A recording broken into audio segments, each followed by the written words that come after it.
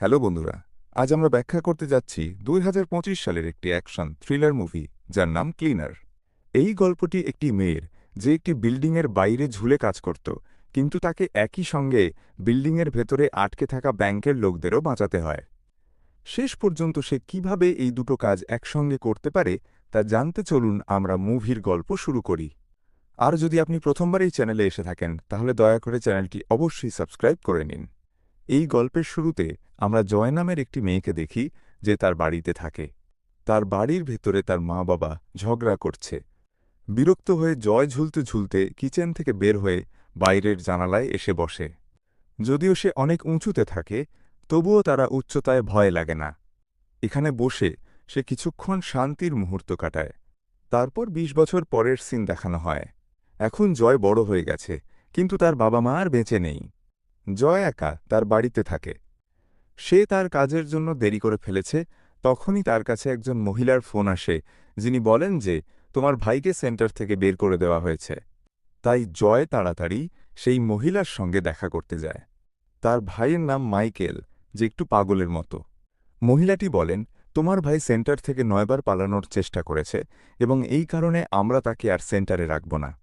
জয় অনেক অনুরোধ করে যে দয়া করে আমার ভাইকে আবার সেন্টারে রাখুন, সে এবার পালানোর ভুল করবে না।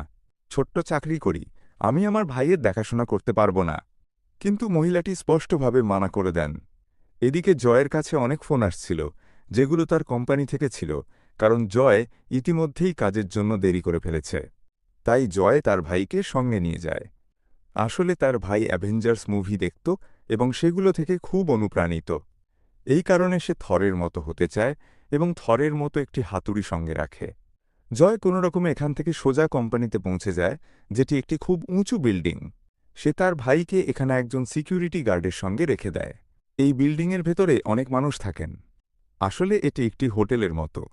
লিফটের ভেতরে জয়ের সঙ্গে তার বান্ধবী হালিলাও দেখা হয়, যে গর্ভবতী, কিন্তু জয় জানত না যে আজ তার দিনটা এত বড় হতে চলেছে। জয় তাড়াতাড়ি তার বস ডাইরেকের কাছে যায়, যিনি বিল্ডিংয়ের সবচেয়ে উপরে থাকেন। ডাইরেক বলেন, তুমি ইতিমধ্যেই দেরি করে ফেলেছ। কিন্তু জয় বলে, আমি আজই শুধু দেরি করেছি, আর যে কাজ বাকি আছে আমি তা শেষ করে দেব। তাই ডাইরেক তাকে আরেকটি সুযোগ দেয় এবং বলে, তুমি তোমার কাজ তাড়াতাড়ি শেষ করো। এখানে আমরা জানতে পারি যে জয় এখানে ক্লিনারের কাজ করে। সে বিল্ডিংয়ের বাইরের কাচের জানালাগুলো পরিষ্কার করে। এই কাজ থেকে তার খুব কম পয়সা আসে। সে আগে সেনাবাহিনীতে কাজ করত, কিন্তু তার ভাইয়ের সাথে দেখা করার সময় পেত না, তাই সে সেনাবাহিনী থেকে অবসর নিয়েছে। এখানে তার একজন বন্ধু আছে, যার নাম নোভা। সেও জানালা পরিষ্কারের কাজ করে। আমরা জয়ের ভাই মাইকেলকে দেখি যে একা বসে আছে এবং এখান থেকে লিফটের সাহায্যে বিল্ডিংয়ের ভেতরে চলে যায়। নোভা এখনও জয়ের সঙ্গে প্রতিটি জানালা পরিষ্কার করছে। জয় তাকে বলতে শুরু করে যে আমার ভাই মাইকেলকে সেন্টার থেকে বের করে দেওয়া হয়েছে।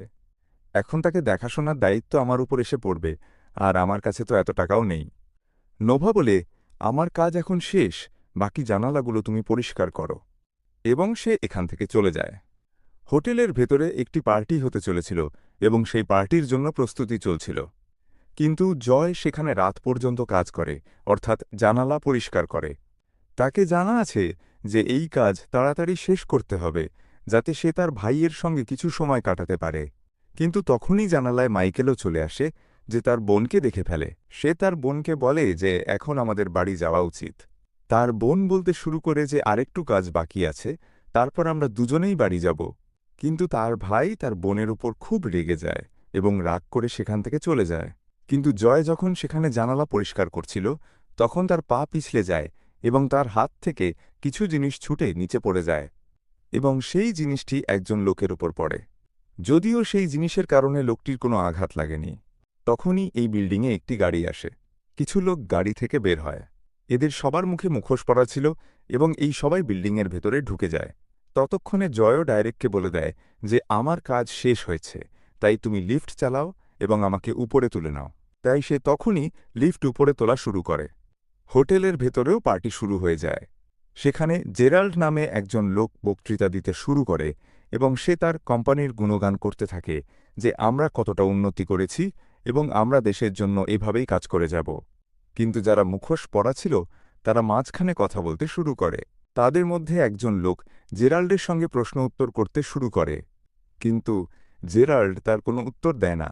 ততক্ষণে দুজন মুখোশধারী লোক সোজা উপরের ফ্লোরে চলে যায়, যেখানে ডাইরেক্ট বসেছিল, যেখানে সমস্ত সিসিটিভি ক্যামেরার অ্যাক্সেস ছিল। তারা সেখানে এসে ডাইরেক্টকে গুলি করে মেরে ফেলে। আর